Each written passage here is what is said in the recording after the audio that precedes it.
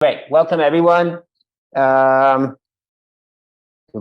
So we're getting ready for the holiday Sukkos.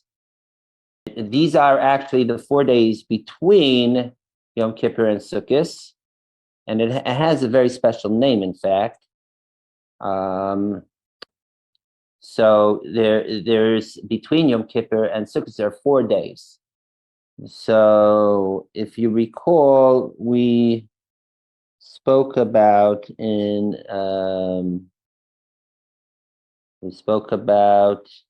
last week all about the significance of Yom Kippur and how it has to do with going above God's name.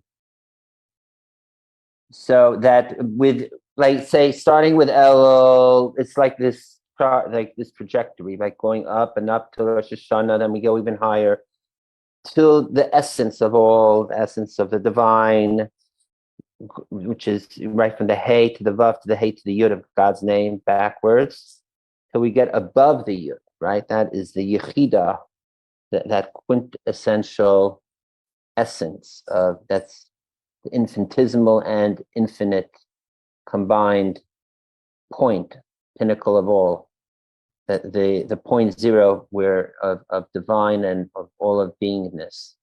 That's where we reach Yom Kippur, particularly by Ne'ilah.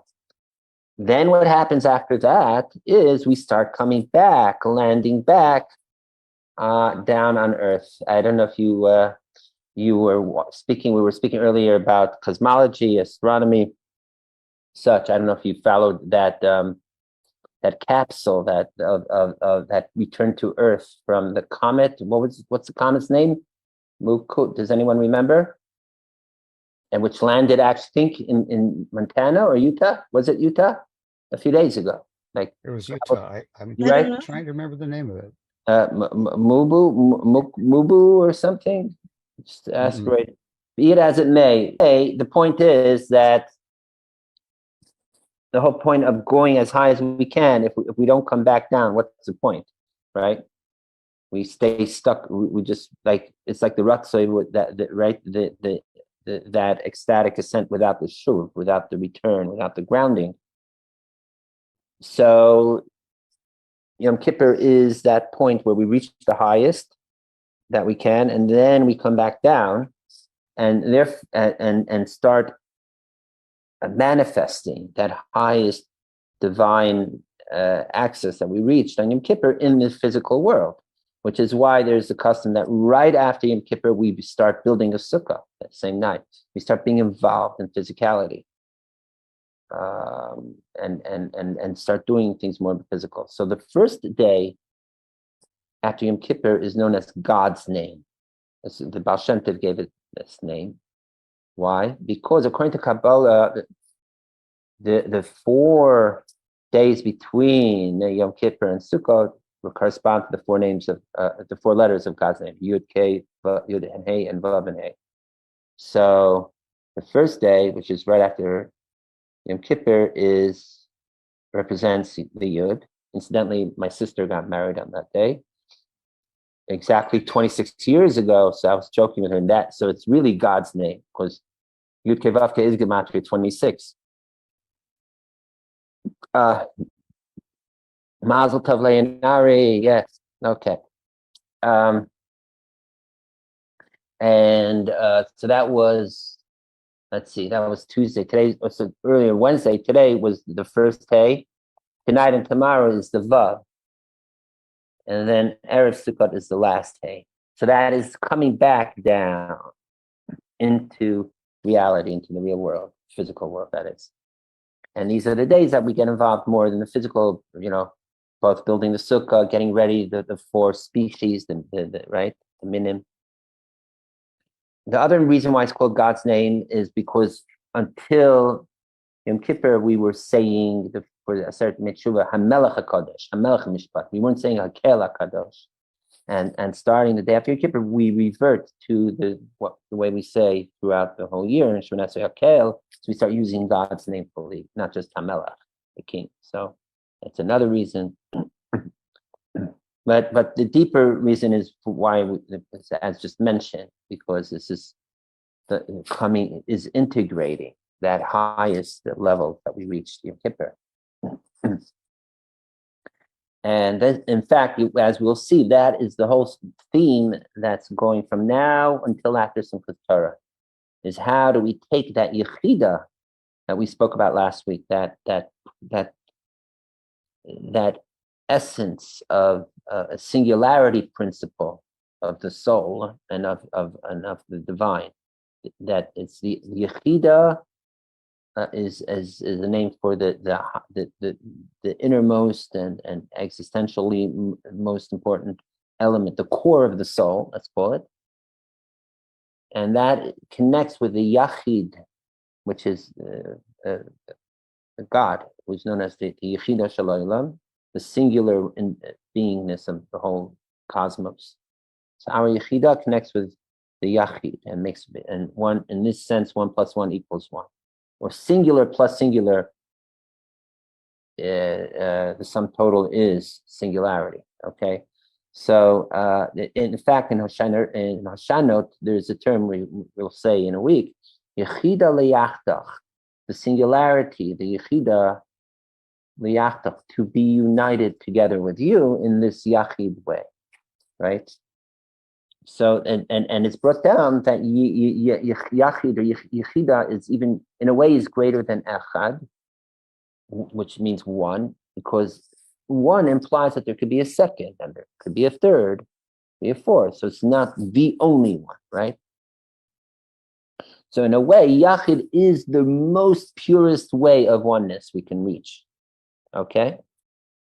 But this point of Yachid being, or Yechida being the most oneness form of singularity, whereas true in the most abstract and transcendental way, yet it doesn't fully signify an all-inclusive oneness. What I mean is that we're going to the most, like, it's like saying getting to the, not just into the nucleus of the atom, but or into the quark, or into the neutrino, into the point of it all. But then we're making it smaller and smaller and smaller to the core of what everything is dependent upon, true. But it's not necessarily that very tiny whatever nano dot that we're focusing on is expanded and filtrating through everything, the whole beingness of all. So ultimately, as the whole idea is to take that Yechida and to bring it, let it seep through all of existence, even into the physical phenomena of all.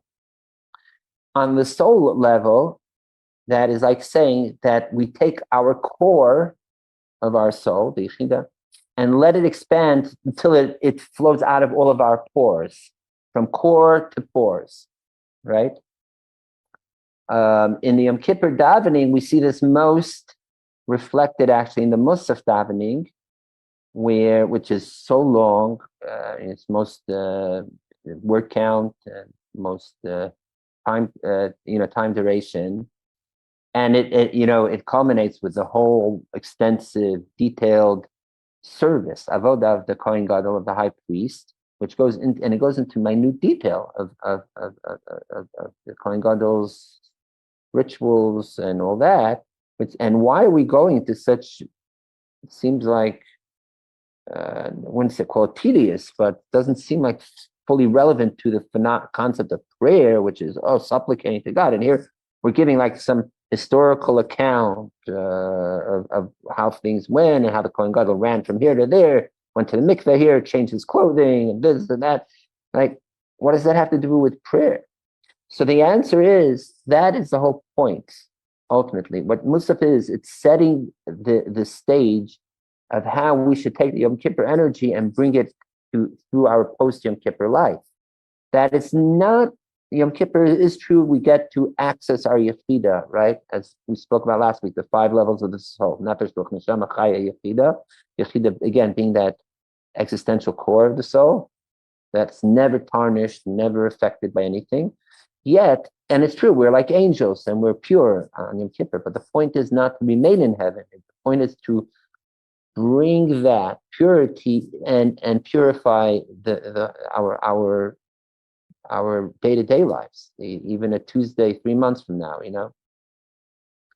and that is what the avoda in the Musaf signifies, that we take our high priesthood state, because we are high, all of us are mini high priests on Yom Kippur, and we're saying the avodah, the work for us, is to bring it into all the details of our life throughout, aspects of, and both through the sacrifices, which is our own spiritual sacrifices throughout the year, the spraying the blood, which is 1 and 7, right? Going through all the 7 midot attributes that we have of our personality traits.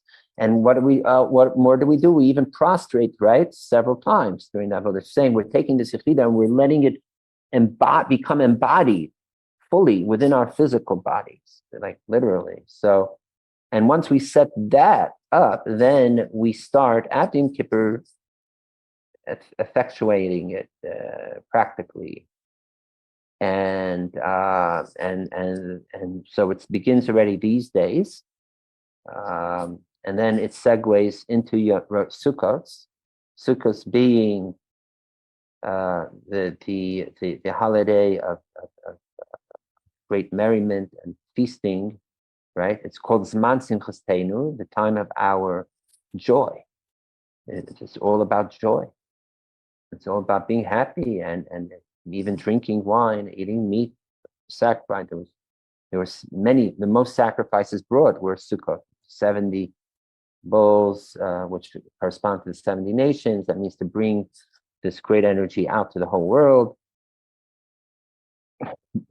Excuse me. And again, we build a physical edifice, albeit temporary, but Ramona's had some beautiful, would make amazing, beautiful sukkah in Berkeley, and we used to hang out there. It was amazing just to see how we all were able to bring that energy of Yechida in a sheltered outside state. That's the point. It's both outside, that means out in the world, yet sheltered at the same time. And that is the point. We're taking a temporary dwelling and making it permanent too, saying that we're concretizing this spiritual apex that we reach in Yom Kippur in manifesting in the physical. What else do? We use the 4 species, right? The etrog, lulav, hadassah, meravot, with again physical, even vernal flora, and bind them together again and physically shake them again, manifesting in the physical world. So there is this trajectory of bringing the highest peak down into this world. Incidentally, this year we don't shake lulav and etrog the first day because it's Shabbat. Just like we didn't blow shofar the first day this year, Rosh Hashanah was Shabbat. And just like we explained a few weeks ago when we were prepping for Rosh Hashanah, the reason we don't blow shofar on Shabbat, Rosh Hashanah, is because we don't have to, because Shabbat accomplishes, by and large, the same spiritual drawing down of energy that Rosh Hashanah does. So Rosh Hashanah drawing down piggybacks on the Shabbos light, so to speak, coming down. So too, Shabbat Sukkot, which is again shaking the lulav and etrog, is about drawing it internally and within us, physically. So that is, we already accomplished on Shabbat through our, not only our prayers, but even eating the physical meals of Shabbat. So there's almost a redundancy, so therefore we don't have to shake the lulav and etrog. More specifically, the sukkah, the hut, let's call it, corresponds to makifin. It's called down in Kabbalah, that which surrounds us, right? That which is beyond us, almost. Um, that which is like almost like an aura around us, right? If you recall, maybe I didn't spell it out as much, but if of the 5 levels of the soul, nefesh, ruach, neshama, chay, yechida, so nefesh, ruach, neshama manifest physically in the body, neshama in the head, ruach in the heart, and nefesh on the lower part of our body. Chaya is more like a closer aura, hovering right, like touching our bodies, but outside of our bodies. Then Yechida is an aura of the aura. Okay? And in Kabbalah and Chassidus, it explains that the Chaya aura corresponds to clothing, because that touches our bodies and it's tailored to fit our bodies. But it's not part of our bodies. Okay? So there's something transcendent yet connected, matching with our bodies. That's the Chaya state of our souls. Yechida corresponds to the home, which is also surrounds our bodies, but more from a distance, and can be all encompassing, that regardless of a person's size, skinny, the opposite of skinny, tall, short, what have you, everyone can fit in a normal sized home. It's one size fits all, so to speak. And that corresponds to Yechida. So using that same diagram, so to speak, so sukkah being our temporary home for sukkahs, so the sukkah itself corresponds to Yechida of our souls, the same level of soul that we access Yom Kippur, only it's surrounding us, it's still more on the outside of us. How do we draw in these makifim, these surrounding lights of Yechida, whereas it's known Kabbalah makifim of Bina, in fact? How do we bring it internally within us? That we do by shaking the 4 species in the sukkah. So we're taking the energies that surround us, bringing it up, shaking, and then bringing it into to our hearts, up and down, right, left, back, in all directions. We're taking our whole 360 immersive experience of being in the sukkah, and then not just having us being immersive within it, but taking it, putting it into us. Okay? So that's why the 2 main mitzvot of sukkah are this, are the sukkah and the 4 species, the 4 minim, and they're both integral to bringing down that Yechida back into us fully. So I really encourage everyone to experience both of these major mitzvot of sukkah, because again, it shows this idea of integration and in a holistic way and in a unified way. Yet at the same time, the sukkah and the 4 species, they both represent 2 varieties of unity. What do I mean? In the following way. The 4 species, we know, represents and the Midrash brings this down, it's a famous teaching, it represents the 4 archetypes of people. Right? There are those that are both learned and do good deeds. That's represented by the etrog, which has a good taste, which represents study. Because Torah is good taste. It's good Torah buds, like taste buds, right? And good deeds is like the scent, like the fragrance of what we do, right? So those that are both Tamid Chacham and learned and do good deeds, that was represented by the etrog.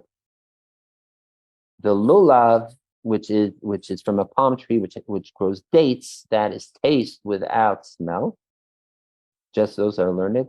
The hadassim, the myrtle, which just has scent but no taste, that represents those that do good deeds. The aravot, the willow, has neither, which represents even those that don't have either.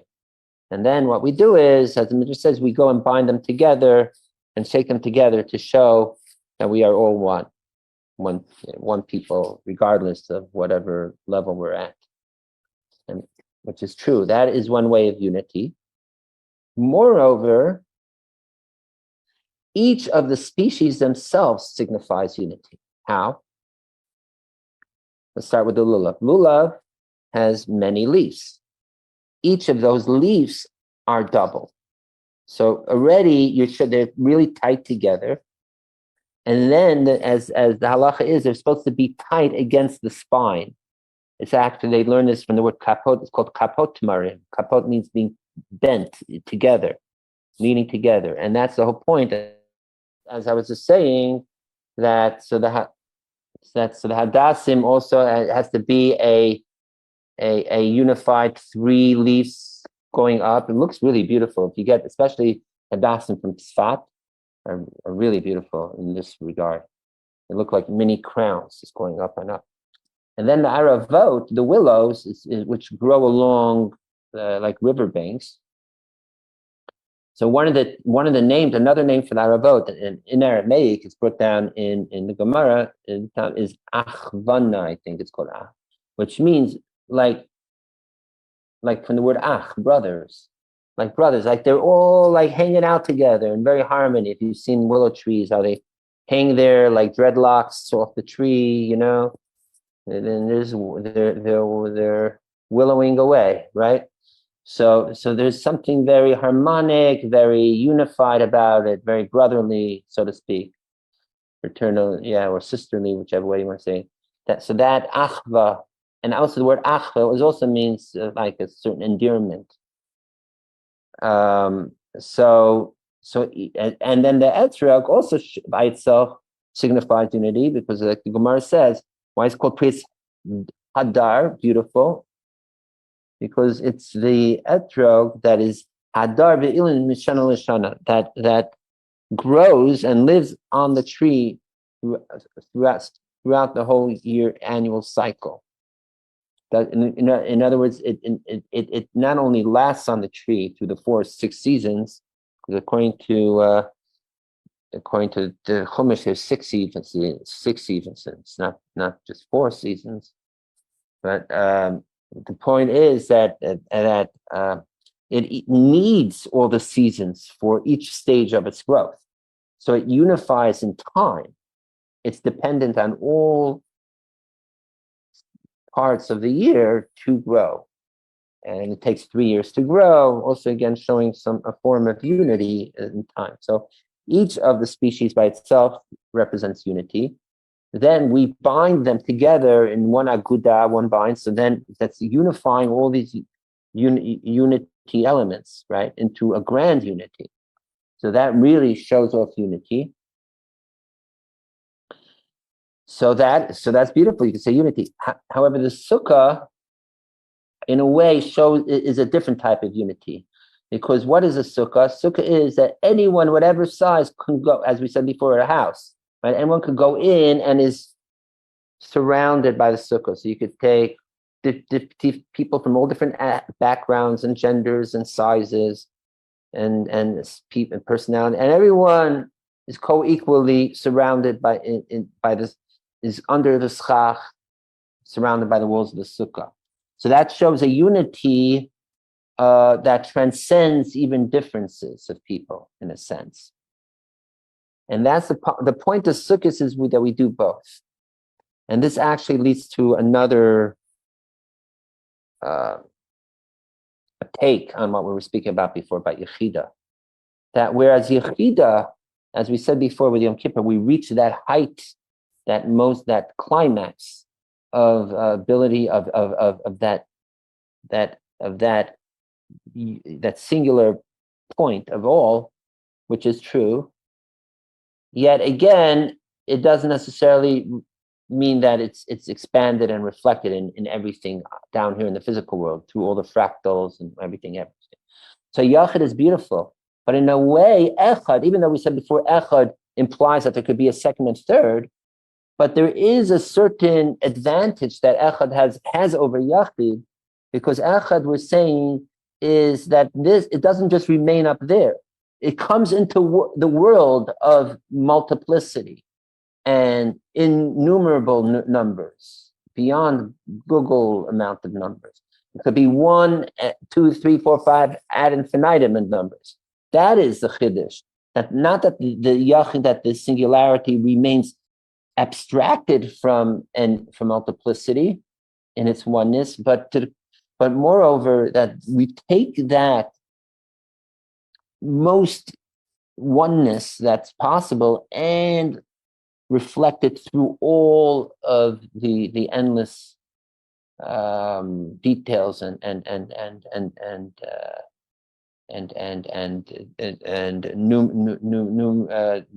numerical phenomena, right? So, I mean, we have it in our bodies, right? We have 10 trillion cells, our bodies, yet we are one being. So we see this in this sense. We say that there is a oneness to our 10 trillion cells. Our every cell of our 10 trillion cells is Baruch cell, Jonathan cell, Ramona cell. You know what I mean? So it doesn't just remain abstracted from ourselves, but it's every part of our minute detail, minutiae, is reflecting that oneness.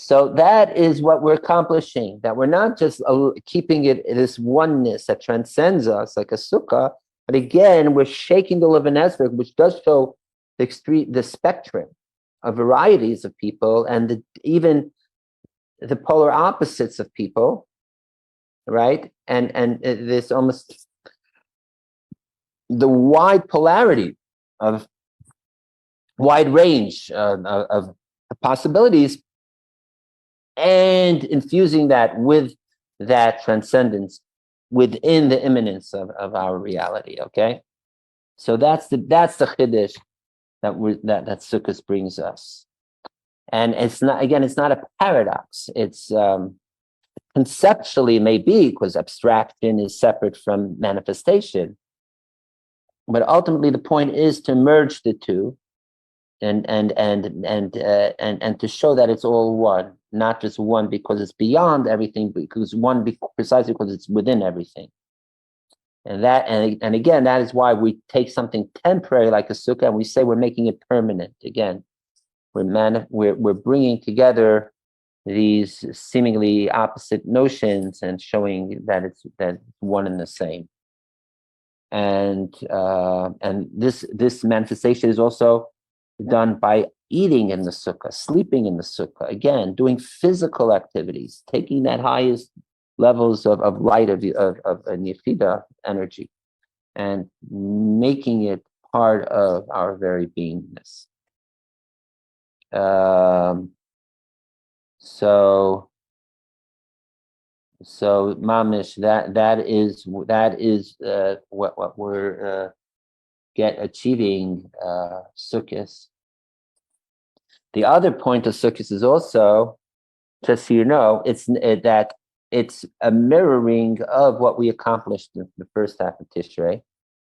That there are elements of Rosh Hashanah and Yom Kippur that is expressed and revealed on Sukkos. So Sukkos is known as a time of revealing that which we've already accessed on Rosh Hashanah and Yom Kippur. For example, the schach of the sukkah. The schach of the sukkah is brought down in I think in Kabbalah, that this represents the 100 blasts of the shofar. How? It's a gematria thing. Schach is samach chaf chaf. Samach is 60, and chaf is 20, and 20. So that's 100. Right, 60 plus 20 plus 20. More specifically, there's 60 tekiyot we blow. There's 20 shivarim and 20 teruah. So we're taking something, and again, sound is more ephemeral.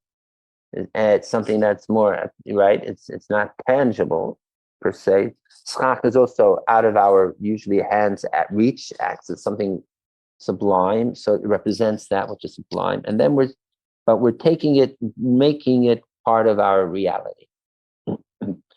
The Sukkah is also represented in Yom Kippur. How it's brought down also in Kabbalah that the ashan, the incense smoke that the Kohen Gadol, the high priest, burns in the Holy of Holies, which ascends through the Holy of Holies and covers like a canopy over the Holy of and to the roof of the Holy of Holies. That's the foreshadowing of schach that we will be using on Sukkot. So these ideas of that transcendence and ideas such, which we tap into Rosh Hashanah Yom Kippur, but more in a quote unquote concealed way. It says Vakesa Liyom Chaginu. Vakesa meaning in a concealed, meaning it's not so obvious to us, but then it becomes out in a revealed form on Sukkos. Okay, so this is Mamish Sukkos is cumulative, basically. It's not that Rosh Hashanah Yom Kippur is over and now we're on to something else. No, it's all a build-up. It's these are all the whole from Elul till the end of Sukkot. It's like a grand narrative, and one thing leads to the other. And again, the Sukkot is both to reveal what we worked on in the first half of Tishrei, and secondly, it is to bring it into the physical world, which in a way that is revealing, because for us to be revealed is that we see it, that we feel it, and to take even that which normally would be beyond ability to be revealed, like the Yechida or what is known as the existential divine states, and we bring it down, reveal it in the physical world. And therefore, and what is the best way to do it? The answer is simcha, which is joy, which is the name of the game for Sukkot, right? It's the three. It says three times, like we were just saying before. This is most Zman Simchas Seinu. It's only of the three holidays we call it time of joy, right? We have Pesach, Zman Cheretenu, or also known in the Bible, in the Chumash Bible, as Chag Haviv, the festival of spring, followed by Shavuos, which is what Zman Matan Torah Seinu, we're giving the Torah, also known as Chag HaKatzir, when the harvesting holiday. And then we have Sukkot, Zman Simchas Teinu, joy, which is Chag HaSif, of collecting, harvesting, not just, well, Katzir would technically mean cutting the produce, and Asif is gathering the produce. Because in ancient times, they would leave the produce to dry in the field through the summer, and then in the beginning of autumn, begin collecting it, or bring it to a certain place where to be collected. So that's another thing. Sukkot represents taking all these amazing energies, not just from Tishrei until now, but even from before, from even Pesach all the way through. It's that which we worked on developing and growing, seeding at Pesach time, letting it to grow fully, and then select, gathering. Now with that this is the gathering time, taking all those energies and bringing it in a way that we could use for the whole year. So that's very special. And on the theme of just riffing further, just to go down the timeline to Simchas Torah. So then we also have, right, it goes to Hoshana Rabbah with the willows, which we circumambulate the bima and the Torahs with just the willows, which in itself is also showing a way that just like we said before, that of the four species, that the willow represents those that have neither taste or smell, people that don't have any real virtues. So that's what we're focusing on its own. We're saying that we're bringing on the highest levels of holiness, whatever, even into the lowest states, even to the Aravos states, and binding, having them together, bound together, 5 of them together, and chopping. So this all.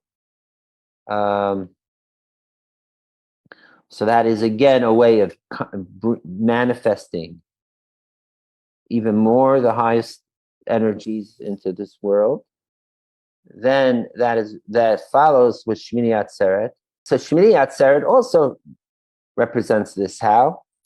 Because Shmini Atzeret, twofold. First of all, the name itself, Atzeret, means to hold up, means also to collect, to gather, like to create a reservoir. So Atzeret. Latzor, in Hebrew say Atzor, stop, like gathering, holding.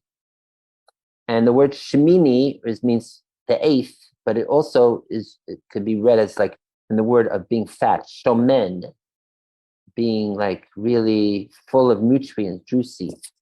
So that means we're taking the essence. In Chassidus it says, Shmini Atzeret is taking the essence of the whole Tishrei energy we access and manifesting it even more. And moreover, what is the special prayer we say on Shmini Atzeret? Who remembers? What special prayer do we say on Shmini Atzeret?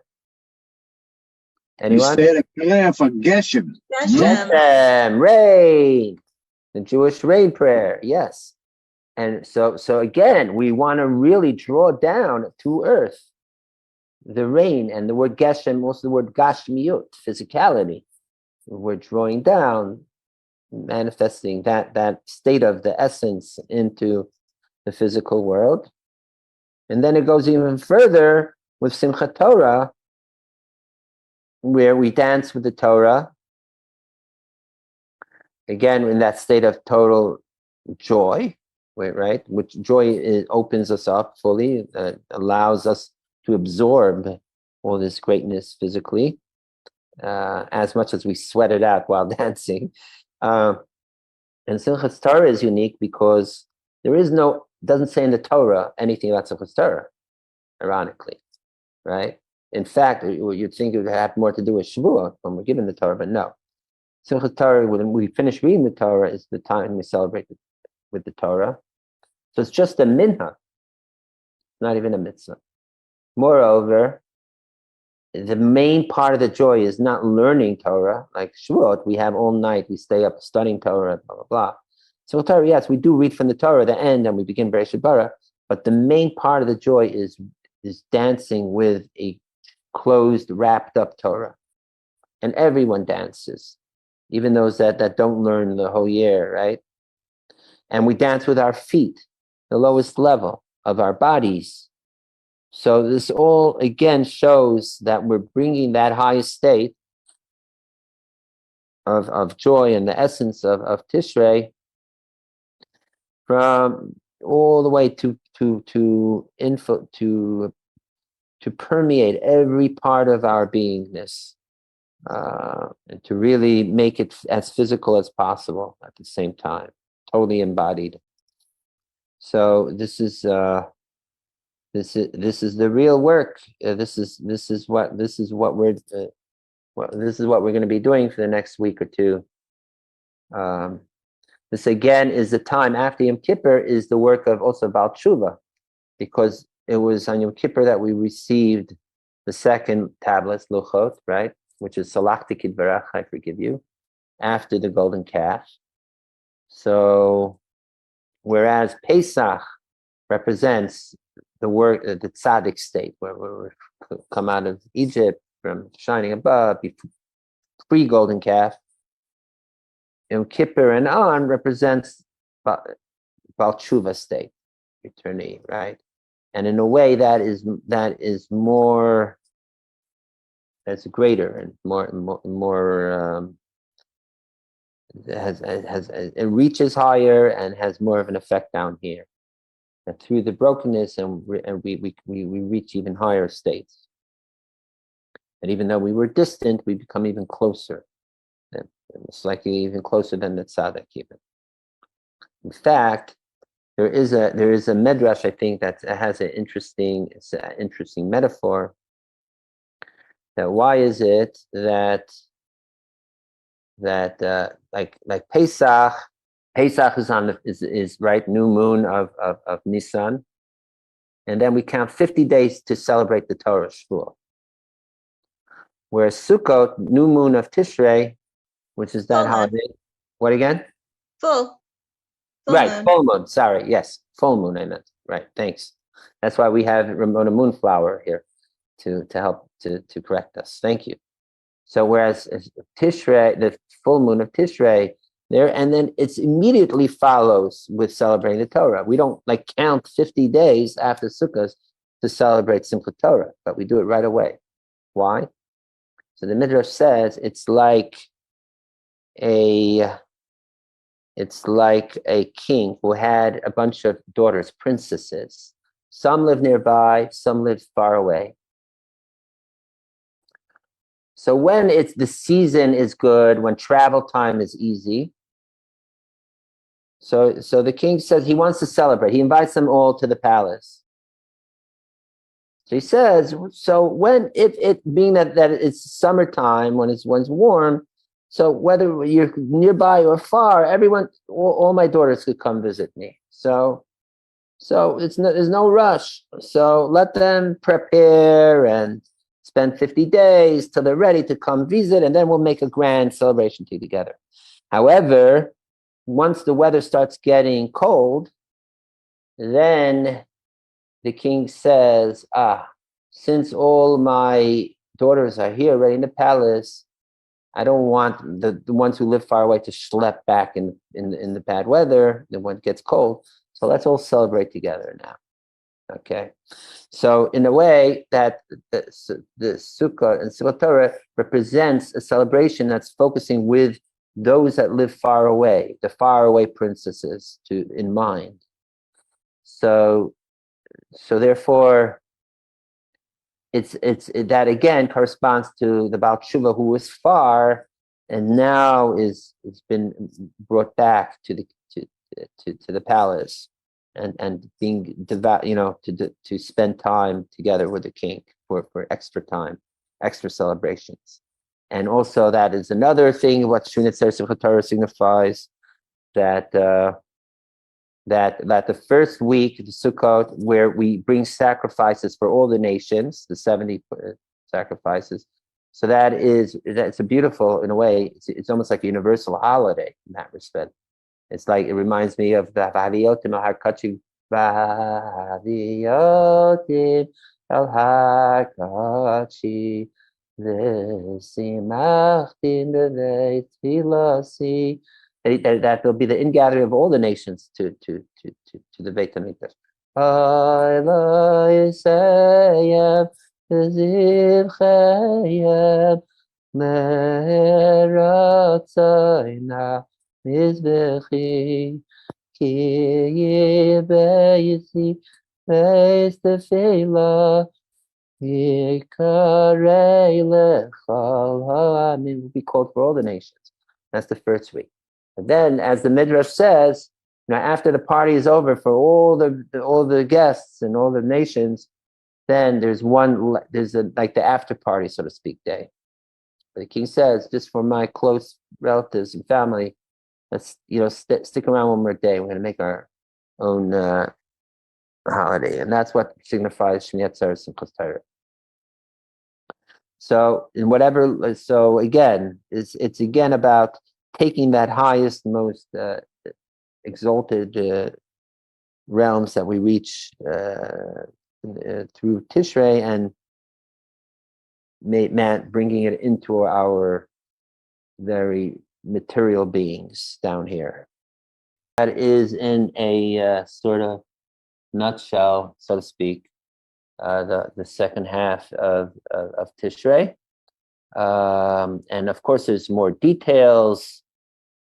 There's all the preparing the lulav and etrog, Sukkot. There's then the representing of all the shaking of that, right? There's different songs that even like in Chabad, we didn't sing songs for the niggunim, shaking. but other Hasidic groups do. There's one song goes, ay, ay, ay, ay, ay, ay, ay, ay, ay, ay, ay, ay. Ay, ay, ay, ay, ay, ay, ay, ay, yeah, yeah, ay, ay, ay, ay, ay, ay, ay, ay, da, da, ay, da, da, yeah, yeah, ay, ay, ay, yeah, yeah, yeah, yeah, yeah, yeah, yeah. Ah, yeah, yeah, ah, ah, da, da, da, da, yeah, yeah, yeah, yeah, yeah. Ah, yeah, yeah, yeah, yeah. Ah, yeah, ah, yeah, yeah, yeah. Ah, yeah, da, da, da. Yeah, da, da, da, da. Ah, da, da, da. Da, da, da, da, da, da.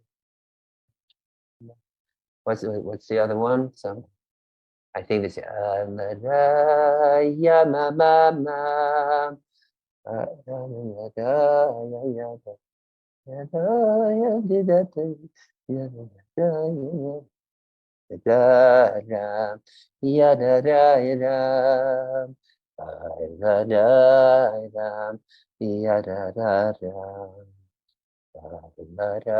da, ya da da da, ya da da da, ya da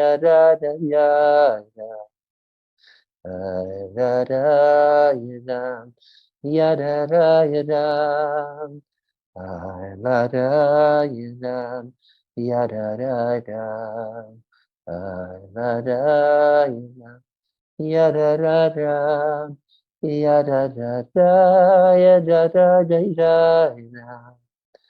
Ay da da da da ya da da ya ya di da ya da da da ya da da ay ya da ya da da ya di da a da da da ya da da ya di da ay da da ya da da ya di da a da da da ya da. I la da ya da da ya di da da da da ya da da ya di. There's other Hasidic niggunim. There's a niggun the Chernobyl Rebbe used to sing. I don't remember it right now. Actually, Satmar has a beautiful song for shaking the lulav and esrog, niggun niggunim. Even though Satmar is not known for having long, slow songs, but their song for shaking the lulav and esrog is a beauty. It's, I think, available on YouTube if you look up Niggunim Satmar. Or you could find your own song to shake. Or if you want to be American, you could sing Shake, Rattle, and Roll. Yeah. And so really encourage everyone to shake away this year. Ideally, also remember it's best to own your own lulav and etrog for species. And even if you don't, if you're going to borrow, don't borrow it. Have the person tell you, I'm giving it to you as a gift on condition to return. It's called matana manas lahachzir. Because it says lokachtem lochem, and we have to take it ourselves. And that's another thing. Lochem, for you, meaning it has to really be in us, internally embodied. We know in other places in Chumash where it says lochem, it means not just for La Hashem, but lochem, really down here, and for us personally.